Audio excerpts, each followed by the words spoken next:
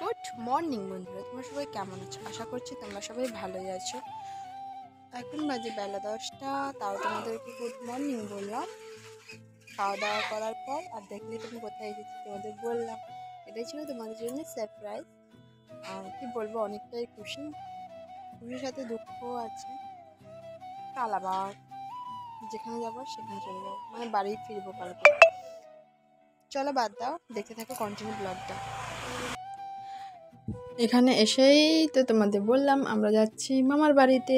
আর মার বাড়িতে এলে তো ঘুরতে একটু ইচ্ছা করতেই পারে বলো, তাই জন্য সবাই মিলে যাচ্ছি মামার বাড়িতে। আমি, আমার বোনঝি, আমার সবাই মিলেই যাচ্ছি। অনেক মজা হচ্ছে। আমার ব্যবহার ভ্যানে করে যাচ্ছে তো, মানে কোনো টাকা পয়সা না লাগছে না, তার জন্য তো আরও বেশি খুশি আমরা। এবার বলো, হ্যাঁ দেখো এখন এসেছি মামার বাড়িতে। আর এই যে মাঠে মাঠে ঘুরছি, দেখো চিকনি শাক তুলতে যাবো। দেখো আমার ছোট বোনঝি, বড় বোনঝি, এদিকে দিদি, আমার মেয়ে আর আমার ছেলে। দেখেছো খুব মজা। আমরা মাঠে এলে না, সত্যি কথা বলতে আমার মাঠে আসতে ভালো লাগে। আর চিকনি শাক তুলতে যাচ্ছি। চলো, আমাদের একটা ফিশারি আছে, ওখানে তোমাদের দেখাবো। আর পড়ে যাবি। দারুণ মজা, সবাই মিলে একসাথে কোথাও গেল। নিজে একদিন এসেছি না, একদিনের জন্য আসা অনেক ভালো। সত্যি বলো, এলাম, খেলাম, আনন্দ করলাম, তারপরে আবার বাড়ি চলে গেলাম। আর মাঠে পুরো জল দিয়েছে তো, কাদা কাদা আছে, কাদা কাদা আছে। চলো এগিয়ে চলো যাই। দেখো ফোনটাও খুলে পড়ে যাচ্ছে, দেখেছো? এক্ষুনি ফোনটা পুরো নিচে পড়ে যেত। দেখো চলে যাচ্ছে। চলো ওদিকে চলো, আমি নেবো। চলো তো দেখতে থাকো ব্লগটা, তোমার সাথে একটু কথা বলবো অবশ্যই। চলো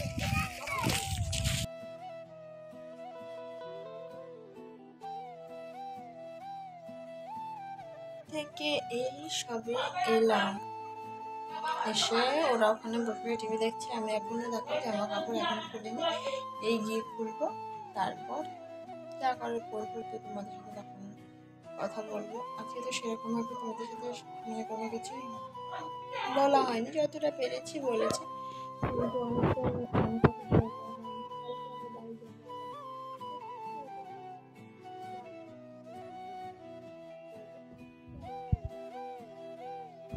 এই দেখো, এই এতগুলো কচু দিদির বাড়িতে কিনেছে, কচু আর ওল। এই ওলটা, বড় ওলটা দিদির বাড়িতে হয়েছে। আর কেন এলাম তা তোমাদের তো বলবো বলেছিলাম, বলাই হয়নি। সেটা হলো কি, যে দিদি বললো যে চল আমি যাবো, তুই কি আসবি? তার জন্য বললাম ঠিক আছে চল, আমি তো যাবো, তুই এলে আমার আসতে ভালো লাগে, না হলে আর একা একা এমনিতেও থাকতাম। কিন্তু আজ যখন ছেলেকে স্কুলে ভর্তি করে দিয়েছি, আর আজকে এমনিতেও রবিবার ছিল, তাই জন্য আর আসিনি। মানে রবিবার হলে তো ছেলে ছুটি থাকে, তার জন্য আসার জন্য কোনো প্রবলেম হয়নি। তাই বলেছিলাম হ্যাঁ আমি যাবো। অনেকদিন থেকে বলেছিল দিদি, তাই বলে ভেবেছিলাম যে হয়তো যাবে কি যাবে না। তারপর ওয়েদারটা বাজে তো হয়ে গেল, তোমার তো বলেছিলাম যে ওয়েদারটা এতটাই বাজে, তাই জন্য আর হলো না। মানে ভেবেছিলাম আসবো না, আর এসেই তো গেলাম। আর কেন এলাম, দিদিভাই এসেছিলো বলেই কিন্তু এসেছিলাম, না হলে কিন্তু আসতামই না। চলো বাদ দাও, কন্টিনিউ ব্লগটা দেখো, আশা করছি তোমাদের ভালো লাগবে। এই বাদামের প্যাকেটটা তোমাদের দাদাভাই অর্ডার করে পাঠিয়েছে, তাই জন্য এই যে দেখো আমার বোনঝি বলছে এটাকে এখনই কাটবো।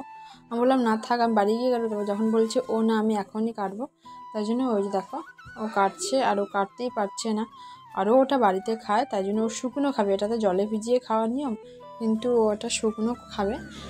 আর ওকে আর কি বলবো বলো, ও যখন বলছে তাহলে খাক। আর ওখানে কথা বলেছিলাম, কিন্তু কেন জানি না ওখানে ভয়েসটা না মানে ওঠেনি, তাই জন্য আবার তোমাদের পরে অডিওতে ভয়েস দিয়ে আমাকে কথা বলতে হচ্ছে। ও বলছে খুব টেস্টি, আর ও বাড়িতেও খায়, তাই জন্য ও বলছে আমি বাড়িতে এটা খাই আর ভিজিয়ে খাই, এটা কাঁচা খাই না। কিন্তু আজকে এখানে কাঁচা খেতে ইচ্ছে করলো, তাই জন্য কাঁচাটাই খেলাম।